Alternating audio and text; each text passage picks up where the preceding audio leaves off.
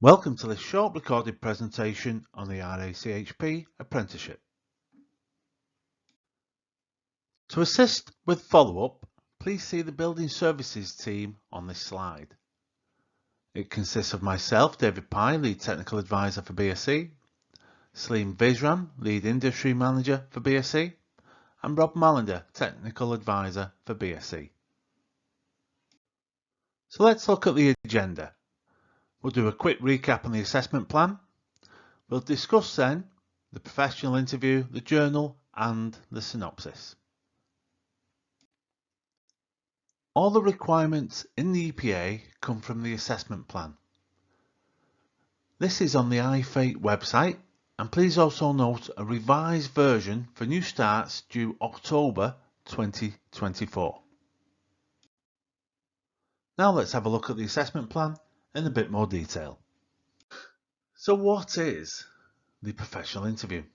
Well, an independent assessor will conduct a one-to-one interview with the apprentice to allow the apprentice to demonstrate verbally their attainment of the knowledge, skills and behaviours criteria from the standard.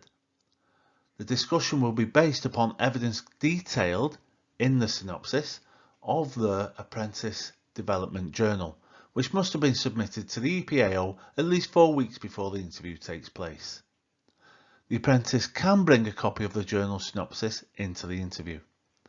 The interview will be 12 core questions and maybe some supplementary questions to seek clarification. The synopsis itself isn't assessed, but nonetheless it's a very important part of the professional interview. There's a link on the screen to the assessment plan. So what does the assessment plan say about the synopsis? Well, it's for the apprentice to identify the strongest examples of evidence against the standard which they will use to support their professional interview. The synopsis must cover 3 examples of projects carried out. The synopsis must include an annex containing a maximum of 21 pieces of evidence. Further detail can be found in Appendix 6 of the assessment plan. Now let's look at the Sitting Guilds journal and synopsis. As it's a requirement of the assessment plan, we have to apply a journal to the learner journey. To assist providers, we've created a journal that helps you meet these requirements.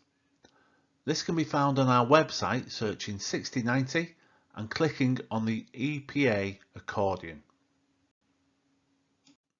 The journal contains all required paperwork to assist development of the evidence and to track against the assessment plan. On the slide, you can see the cover sheet, witness testimony signature sheet, the job sheet, which candidates can record their tasks and jobs, and it also contains an area for supporting photographic evidence. The journal is required to be completed at Gateway. Then, prior to the practical EPA, the candidates will create a synopsis from the journal. So this isn't new work, it's simply the selected best jobs and linking to the 7 tasks required. So a little bit more detail about the synopsis. It's a maximum of 3 jobs. From these 3 jobs, the apprentice must have at least 1 piece of evidence covering each of the 7 tasks. So what are the 7 tasks? They're contained in our journal, and you can see on the slide the links to the professional interview and the tasks. So they're things like jointing, maintenance, investigation and so on. The idea being that a learner, when they're carrying out a job, will cover several of those tasks in each job. So it should be relatively straightforward to ensure that we've covered the 7 tasks throughout the 3 best jobs. And again, there's a maximum of 21 pieces of evidence to support the documents and the synopsis.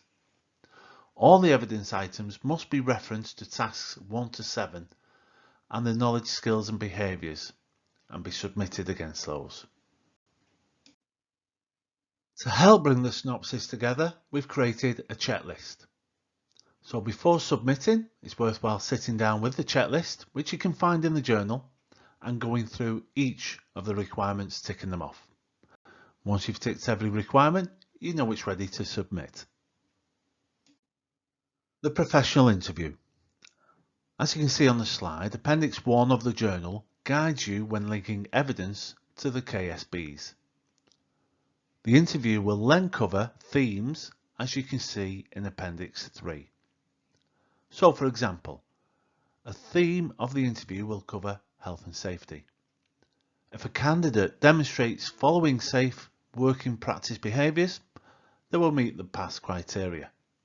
But to achieve a distinction, candidates will need to meet pass criteria and the distinction criteria. So some of the key words being the proactive nature of the candidate and linking practice to policies. And the top tip, feedback suggests candidates who have practiced professional interviews and understand the requirements expected perform better in assessment. So it's worthwhile trying to set aside time to help prepare candidates with some practice preparation. So as a summary, let's have a look at some of the key points. 1. The journal is required to be completed at Gateway. 2. The synopsis is required to be uploaded 4 weeks before the EPA. 3. The journal and synopsis are required as part of the assessment plan. 4. The journal can be downloaded from the Sitting Guild's website. 5. Synopsis guidance is contained within the journal. And finally, number 6, this synopsis is not new work, it's work taken from the journal. To support with the EPA and the EPA process, we have EPA Partnership Managers. Their details can be seen on the screen now. If you've not spoken to our EPA Partnership Managers before, it's worthwhile making a note. If there's any confusion over the process or gaining access to the documents, please contact ourselves and the EPA Partnership Managers. To stay updated, please make sure you're signed up for email alerts. These can be found on the Sitting Guild's website. Scroll to the bottom banner and under About Us, you'll see a link to email updates. Please also follow us on LinkedIn. Thank you for listening to this short presentation and good luck in delivering the RACHP apprenticeship.